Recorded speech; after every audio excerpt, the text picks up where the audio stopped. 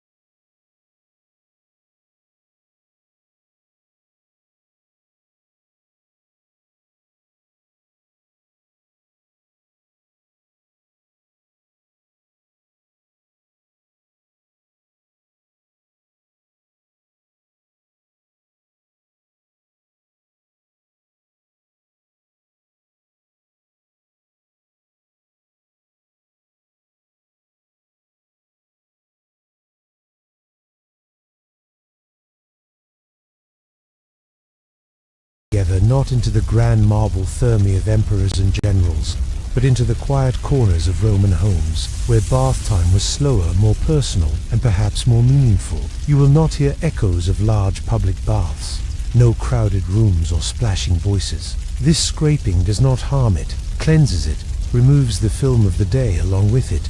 Perhaps it removes a bit of the weight of life itself. He pauses between strokes, not out of fatigue, but to feel, to breathe, to let the body remember its shape. Elsewhere in the house, a clay lamp flickers, a child speaks quietly, dinner simmers.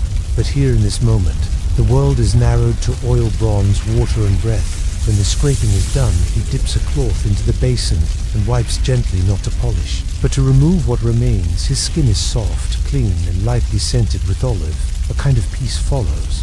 He reaches for a small jug, pours a final stream of water, washing his hands and arms, letting it run down and into a low clay gutter beneath the stool. Then, from a nearby shelf, he takes a linen cloth and wraps himself loosely. There is no rush to dress. Not yet. The air in the room is still warm, still quiet. He sits and waits, letting the body cool, letting the calm take hold. Perhaps he closes his eyes not to sleep, but to rest, to notice how much lighter the world feels. When clean, this was bath time for many Romans, unseen, but no less important than the grand events carved into marble or written in scrolls. This quiet moment, this simple oil, this bronze tool, spoke of dignity and of care. It was a way to feel human, to feel whole.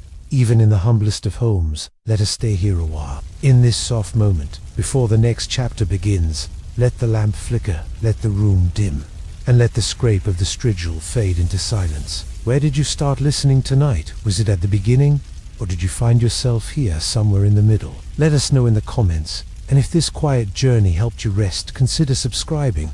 There is always more gentle history to come. This is a different kind of bath, a private one, often quiet, always careful and filled with small tools and simple gestures. Let us begin our journey. At the end of the day, the sun hangs low over Rome. Its light turns golden as it touches terracotta rooftops and marble steps. Shadows stretch longer, and the city begins to breathe slower from the narrow windows of upper rooms. Curtains stir in the warm breeze outside the household walls. The noise of the street still hums softly, but within the dormice, something peaceful stirs. We are in a modest Roman home, a few rooms joined around a small open-air courtyard. Perhaps it belongs to a craftsman or a clerk, maybe a retired soldier. A wooden door creaks open. The resident returns from a day's work. His sandals leave faint dust on the mosaic floor. He carries a small jar of olive oil, a cloth and a metal strigil. There is no bath in this house, no large tub, no furnace heating great vats of water, but there is a basin, a shallow ceramic bowl and a clay amphora filled earlier from the public fountain down the street. He enters the atrium. The air is still, quiet, only the gentle crackle of an oil lamp nearby. The flame moves slightly as he passes. He removes his tunic slowly, carefully folding it and placing it on a wooden bench. This is his moment of stillness and preparation. He sits on a low stool just beside the basin and dips a hand into the water. It is cool, but not cold. It has sat long enough to lose the sharp edge of the morning chill.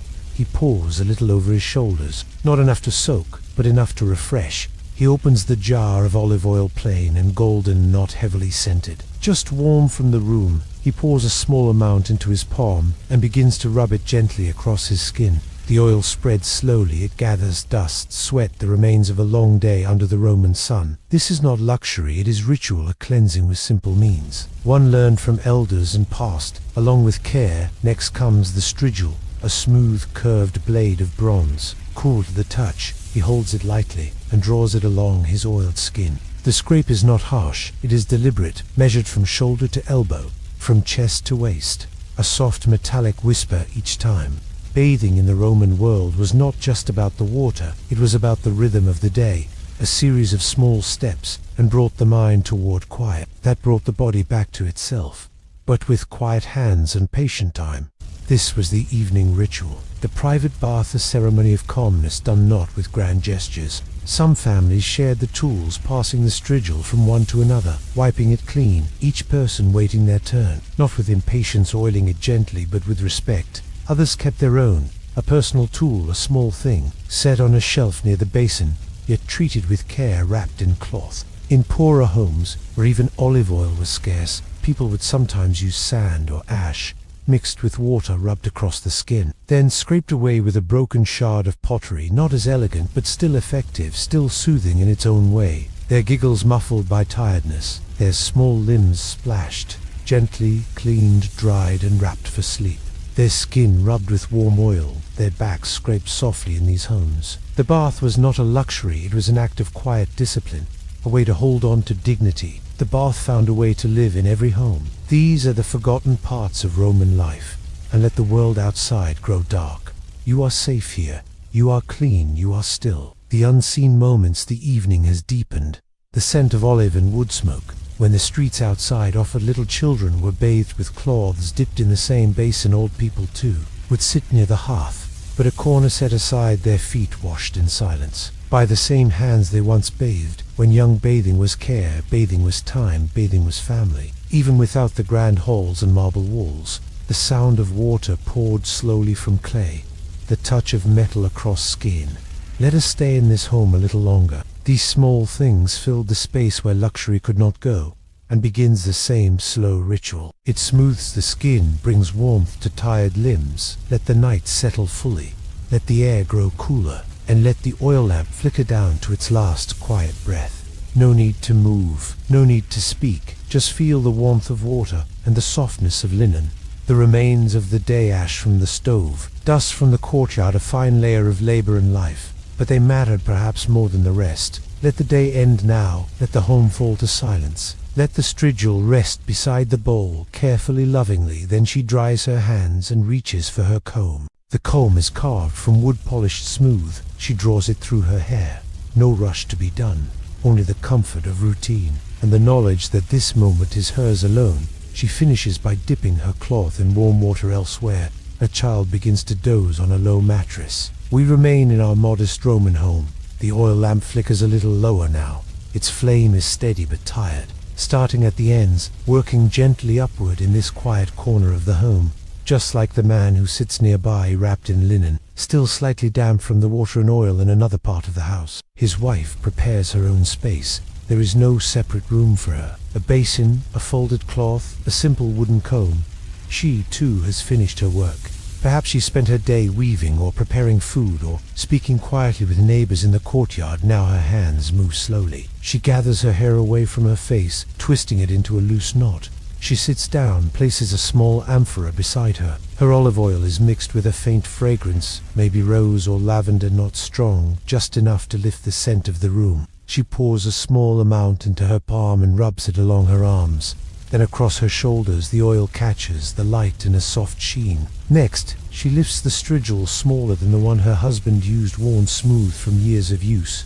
It moves across her skin with gentle pressure. She scrapes away the oil, and along with it, her breathing is slow, each motion measured. There is no need for mirrors wiping her skin. One slow pass at a time, the day unwinds itself, one knot at a time. A pot of barley stew cools on a stone shelf. A dog turns in a circle before settling near the threshold. The house exhales. For those who could not afford the grand public baths, tonight we turn our attention to the quiet tools of the Roman bath. not the grand boilers or marble benches, but the objects found in a modest home, worn from use, passed from hand to hand, simple and deeply personal. Let us begin with the strigil, a tool of curved bronze. They are not kept only for show. They sit on shelves. They are not locked away in corners on small trays waiting to be used again. There is no rush. The cloth dries faster. Other times the bath must be quick. Water rationed, oil saved, no loud voice calling to finish. No strict schedule, only habit, only quiet discipline. Sometimes in the winter months, coals are lit in a brazier.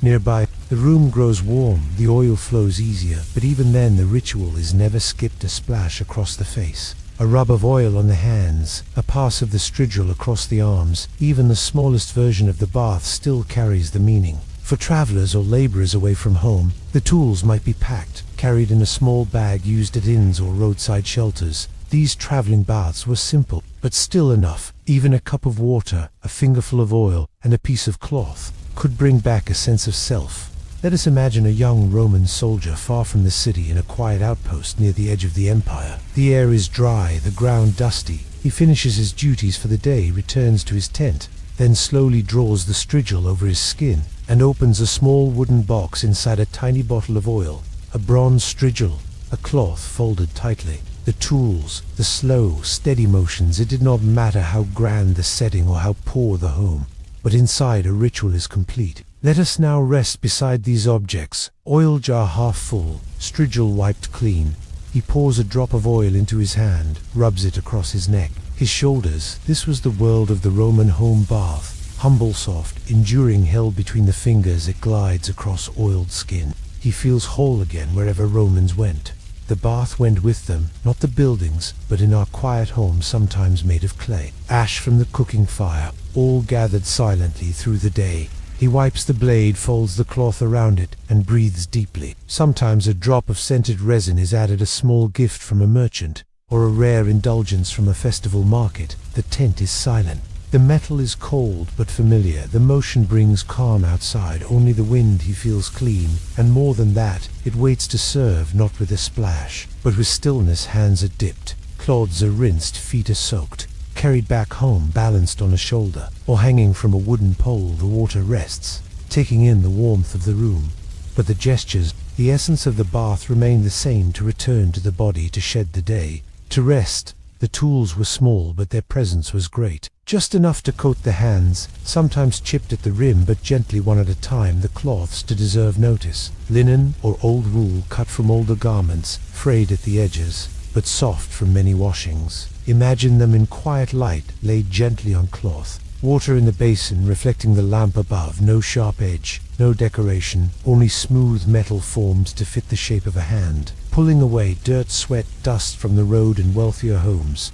A strigil might be etched with small patterns, names carved into the handle. Bronze polished to a soft gleam. The strigil is plain. It carries no ornament, only memory, the weight of repeated use. Used for drying, wiping, or sometimes just held in the hand during rest. Next there is the small oil jar, sometimes glass, in deep greens or soft amber tones. Not large, just enough to hold the oil needed for 1 or 2 baths. The stopper fits snugly, wrapped in cloth or cork. The oil is poured with care, not quickly, not too much, and begin the ritual. It spreads easily over the skin, gathering what the strigil will later remove. Then there is the basin, a simple vessel, ceramic, often rough, but always clean, filled earlier in the day at a public fountain, losing the sharpness of the morning chill. Not all at once. They carry no dye, no pattern, only the texture of time. A small bench might sit near the basin, just wide enough for one person, polished by use. It creaks slightly under weight, but it stands steady. And nearby a comb, carved from olive wood, the teeth worn smooth, used not only to straighten hair, but to soothe, to pass time, to bring stillness after the bath is done. All of these objects live quietly in the home. Now let us sit beside the small amphora. Once more, the oil within it is not only a cleanser, it is a carrier of scent. A quiet language of the Roman bath scent was never just decoration. It held memory, mood, meaning. Even in modest homes, fragrance was chosen carefully. She dips a cloth into the basin, wipes the child's arms, neck, face, then oils her own hands, rubs them across the child's back. Slowly, softly, the child leans into the touch, eyes half closed, breath Even this too is the Roman bath, not grand, not loud, but full of care in some families. The bath was taken alone, a quiet moment for reflection in others. It was shared, a time to speak softly, to brush hair, to tell stories. The home bath changed shape, but not spirit. Even slaves and servants, those who carried water, those who lit fires, those who held the oil jars, were sometimes given time to bathe. Not often, not always, but in some households they too were allowed their moment. We must remember that the Roman world was unequal, deeply so, but even within that, the act of bathing in its simplest form could offer a kind of dignity. A slave girl might wait until all others were done, then sit by the basin alone with one small cloth, one small jar, and give herself the care no one else would. A field worker returning late might scrub his hands in silence with only ash and cold water, but still feel cleaner, more himself. Let us imagine now that the oil has been used, the strigil wiped clean, the cloth hung near the fire to dry, the water in the basin still. The room is dark, except for one flickering flame. This is the world of scent and silence, of time measured not in clocks but in motions. The pouring of water, the rubbing of skin, the drawing of metal, no part of it needed to be grand, to be meaningful. Let us stay with these textures: a smooth jar of oil, a wet cloth cooling in the air, a hand on the back of a neck, the faint smell of rose, the quiet hush of the strigil scraping away the day. Tomorrow the jar will be refilled, the cloths rinsed, the basin emptied and cleaned. The rhythm will begin again,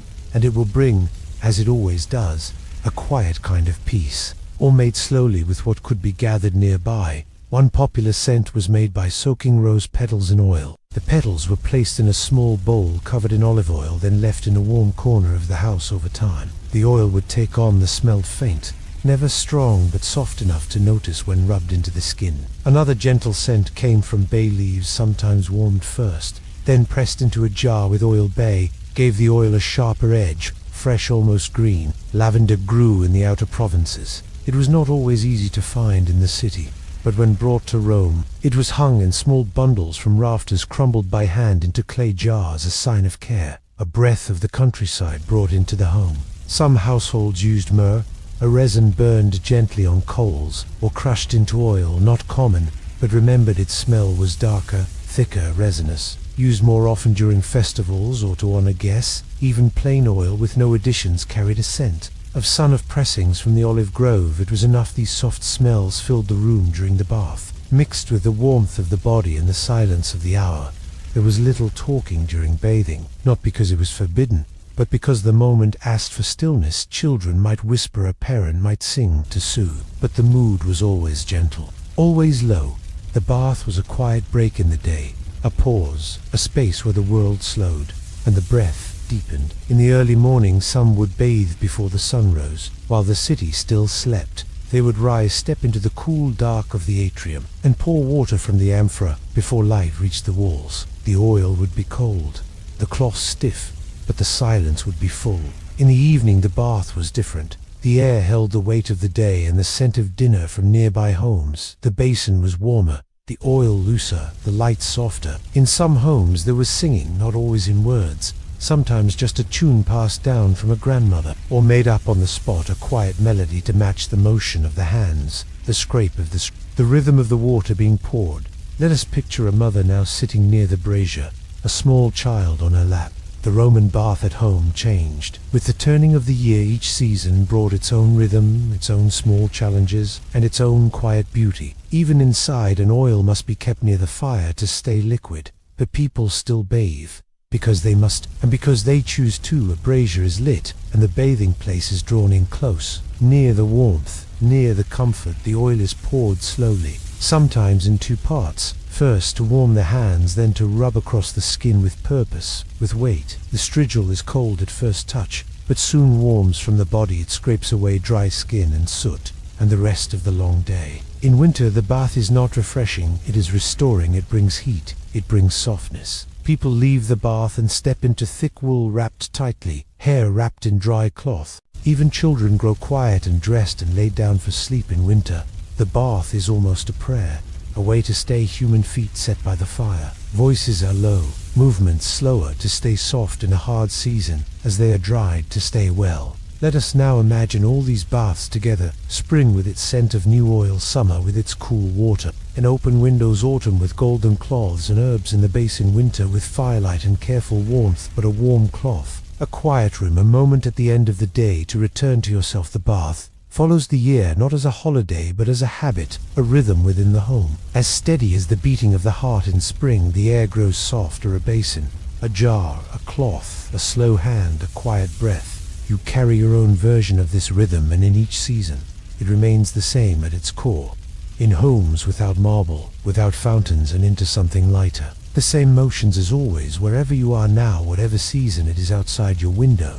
Maybe it is maybe not olive oil. Let the sun shift in the sky, the bath will remain, just as it did for those who came before us. The dust clings to everything, sweat gathers before noon, homes draw their curtains, rooms darken. Let the season pass, let the air change, and again in the evening, in rooms lit by oil lamps.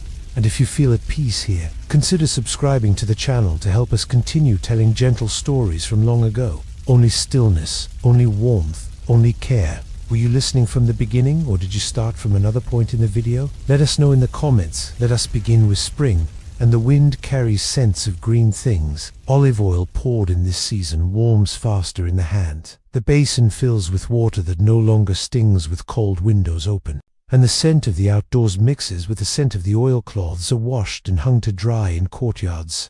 Dried flowers, small bundles tied with twine, dropped into the basin to scent the water. The sun returns slowly, gentle, not yet harsh. Children help carry jars of water from the public fountains, splashing their feet as they walk barefoot across the stones. The bath is a renewal, a moment to step out of the long quiet of winter, before quieting and after the bath. Feet are wrapped tightly. But now they feel different, like waking up, like stretching after a long sleep. By summer, the bath becomes necessity, not only for comfort but for relief. The city grows hot, then shaded from the sun. The oil flows easily, almost too quickly, and must be stored in the coolest place that can be found in summer. The bath is taken more than once, perhaps in the morning. With less oil, less cloth, and more water, people bathe in silence, but also with shared glances. Everyone feels the weight of the heat, and the bath becomes a kind of breath. A moment to cool the body and settle the mind. Baths, taken in summer, are shorter, but somehow more needed.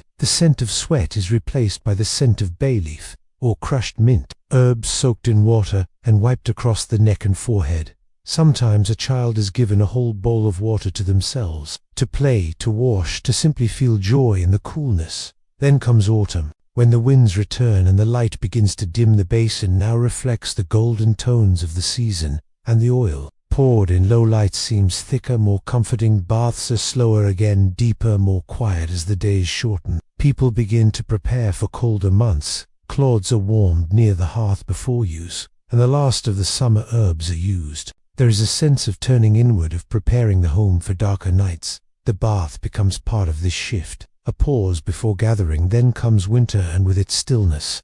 Baths in winter are not always easy. Water is cold. The Roman bath, even in its humblest form, was more than a way to remove dirt. It was a return to balance, a way to care for the body. The palms, the wrists, scrape them slowly with the massage the joints after the bath. The hands were dried gently and often rubbed again. They knew the hands remembered, sometimes scented, sometimes plain. There was no part of the body too small for this care. The scalp oiled with fingertips, and they gave them time to forget that the body is not separate from the self, but part of it with a small cloth. But people knew the shape of their bodies by touch, by the curve of the shoulder. Even those who were ill, or aging, or tired could take part. A shortened bath, a seated wash, a slower ritual, the feel of the knee, the small mark behind the elbow. Even the ears were wiped, the feet pressed with warm cloths. Not every home had mirrors. The body has been tended and spreading it across the skin, not to impress. They returned to that knowing, to their own outline in the bath, to their own skin. The bath reminded them, and our still halls still held. To tend to the body was not vanity, it was wisdom. A bath at home, with warm oil, clean cloth. The outer page of a long story still brought comfort. Caregivers would help. Sons would bathe fathers. Wives would rub oil into the feet of their husbands. Friends would scrape each other's backs with care. A slow breath, let it remain with you now, as the room around you grows quieter. This was not seen as weakness, but duty and affection. The bath was not hidden. It was not shameful. It was simple, open, normal. There was no performance in the home bath, a place where the world entered and where the inside met the outside to scrape it clean. But here in this room, the Roman bath, without marble, without crowd, without noise, is complete. The cloth is hung to dry. The lamp flickers softly. Only presence a person standing in a dim room, pouring oil into one hand, feeling its weight, their clothes dusty, their back sore, their thoughts scattered. But to return, let us imagine now the end of the bath, and begin the same ritual they have known since youth. The water is still, the oil jar half full. The strigil rests clean on the stone ledge. You sit wrapped, warm, breathing slowly. The balance returned outside the world may still be loud. You are whole again in Roman thought. Cleanliness was linked to calm, to clarity, to moral life, not in the way of medicine, because real care needs only time and attention. We carry this truth today. Your own hands, the ones that hold to tell it, you are still here in small ways. A warm towel, a quiet room. As the weight of the day fades, you are still here so that the mind could rest. The Romans believed that the body and the spirit were deeply linked. A servant, a soldier, was expected to keep a clean face, short nails, clear skin. That scraping with the strigil opened the pores. One could return to a steady state because it showed order. It was discipline, and a slow hand was seen not just as comfort, but as practice, a habit of respect for the self. The skin was not just a surface. It was a barrier. To rub it with oil, to soak it with herbs, was to clear the day away, not only in the flesh but in thought. The body holds more than movement. It holds memory, strain, worry, breath. And so the bath was used to soften, to stretch, to loosen the fingers, the jaw, the neck, even when only a small amount of oil was available, even when water had to be carried by hand. The bath was worth the effort because it gave back more than it took.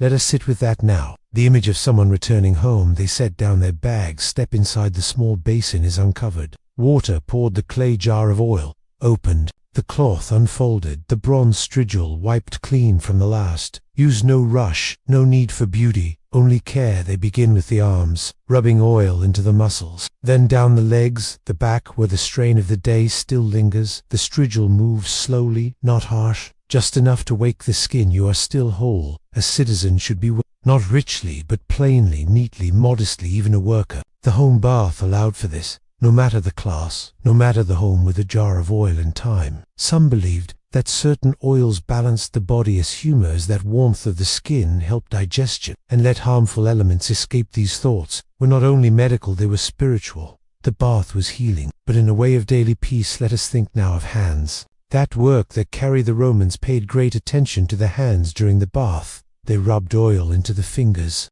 Each day in ancient Rome moved to its own quiet rhythm, marked not by alarms or exact hours. And then came rest, perhaps sitting by the window, watching the sky fade, or listening to footsteps on the street below. The bath allowed this shift from outside to inside, from doing to being. Even those who lived alone followed the same rhythm. A merchant returning late would pour a little water into a basin, rub his tired feet, scrape away the sweat of the day, sit in silence while his hair dried, and then sleep. The rhythm of the day held the bath like a thread, always there, always waiting. On some days the bath might be skipped if water was short, if time ran out, if the body was too tired, but it was never forgotten. Its absence was felt, and its return welcomed. We often think of history as filled with events, battles, speeches, ruins, but most of history was rhythm.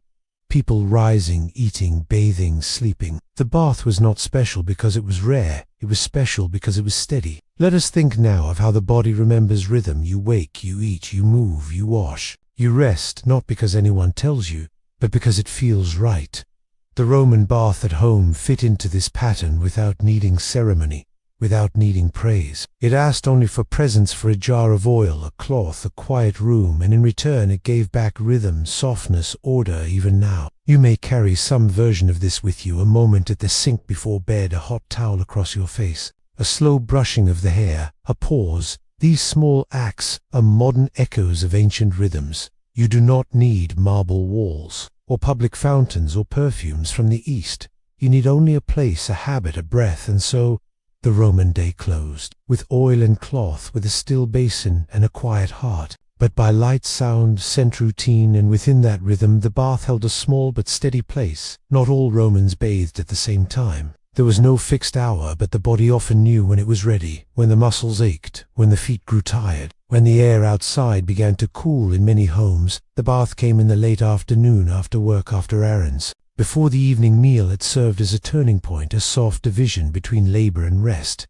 Let us imagine a home now. Modest, quiet, stone walls cool from the shadow of the day. Inside, a low table has been cleared. A child sits on a stool, watching as water is poured. The room smells of oil and faint wood smoke. A cloth is warmed near the brazier, and the door is shut gently. To keep the moment in this is not a moment of excitement, but of return. Each motion repeats day after day, oil poured, cloth folded, strigil wiped clean. And in this rhythm there is comfort. The world may change outside, but these motions do not. They ground the family, connect the present to the past, because even in ancient times people remembered how their parents bathed, and their parents before them. These rhythms were not written, but passed in gesture and memory. A father teaches his son to rub oil into his shoulders. A grandmother shows a girl how to clean her feet with the edge of the cloth. A brother watches his older sister dry her hair with the heat of the brazier. No scroll is needed, no rules spoken aloud, only practice, only patience. This quiet learning shaped generations and kept the bath steady. Even as cities grew, even as rulers changed, the bath stayed. Let us look now at what happened after the bath, when the oil had been scraped away and the body was clean. This was often a time for food, not a feast, but a small plate, a piece of bread, a fig, some olives, a sip of watered wine. Eating after the bath was gentle, not hurried, not loud. The body had been tended. Now it was time to feed it. Simply, the hands that held the bread were soft from the oil, the face relaxed, the eyes quiet. Some families ate together in silence. Others spoke in low voices, telling small stories from the day. The Roman home bath was not just a matter of oil and water. It was a full experience, a moment when all the senses were quietly called back to the body, only to listen, then light. Most Roman homes did not have bright lamps. The bath often happened in the soft golden light of afternoon, or by the orange flicker of flame shadows played on the walls. The oil glinted in the jar, water shimmered in the basin. There was no need to see clearly, only enough to move slowly. In this light, the world seemed gentler, less sharp, less demanding. The bath was not rushed by the clock, but moved with the pace of the sun. Finally, warmth, not heat, but warmth from the oil, from the cloth, from the stone floor, holding the sun's memory, from the breath itself. The warmth told the body it was safe, that the day could begin to soften. The bath was not about being clean in the modern sense. It was about being returned to the body, to the moment. To be surrounded by these senses is to be held. Let us now imagine you are there. You sit on a stool. The stone beneath you, cool but not cold. Your feet rest in water. A cloth is in your hand. You pour oil into your palm. Rub it into your arms, then your chest, then your legs. The scent rises soft and green. Your fingers move without thought, tracing familiar paths. The strigil slides over your skin, a light scrape, not painful, just enough to remind you that you are alive, that this is your skin, your shape. You pause, breathe, close your eyes. The room holds its breath with you. Then you wipe your body with the cloth, slowly drying, soothing. The cloth catches light from the small flame nearby. You feel warm now and still. You wrap yourself in linen, step away from the basin, and sit, your body clean, relaxed, present. You do not rush to dress or to speak. You sit, you rest. You listen to your own breathing. This is not indulgence. It is remembering that you are here, that you are whole, that you are more than tasks, more than labor, more than worry. The bath returns you to yourself, with scent, with touch, with sound, with light, with warmth. It began with scent. Olive oil itself had a smell, not strong but earthy, familiar. It carried the warmth of the sun, the memory of the harvest. Some added herbs infusions left too steep for days. Laurel, rosemary, chamomile, bay leaf, mint, not for luxury but for peace. A small jar opened and the scent rose slowly, mixing with the cooler smell of water, of stone, of clay. Sometimes a bit of ash was added to the oil, or salt to help scrub the skin. These to had their scent dry clean. Even the cloth had its own odor. Especially after many uses, linen warmed by the brazier or left to dry in the sun carried the scent of smoke and air. Each bath built a small cloud of smells, soft and slow, nothing sharp, nothing perfumed in the modern sense, only quiet signals to the brain that the day was changing. Then came touch, The bath was done with the hands. No brushes, no tools. Beyond the strigil the hand knew the body. It found tension in the shoulder, tiredness in the calf, dryness along the elbow. The oil was poured not in haste, but in stillness. The hand moved slowly across the skin, spreading warmth, bringing attention. A hand on the back of the neck, a thumb pressed lightly into the palm. The cloth used in long strokes, not to scrub, but to soothe. Even the strigil, though made of metal, was not harsh. It followed the curve of the limb, the arch of the spine, the shape of the foot. This was not grooming, it was listening to the texture of the body, roughness, tension. Heat, cold. The bath gave time for these things to be noticed and soft. Then sound. The home bath was rarely silent, but the sounds were soft.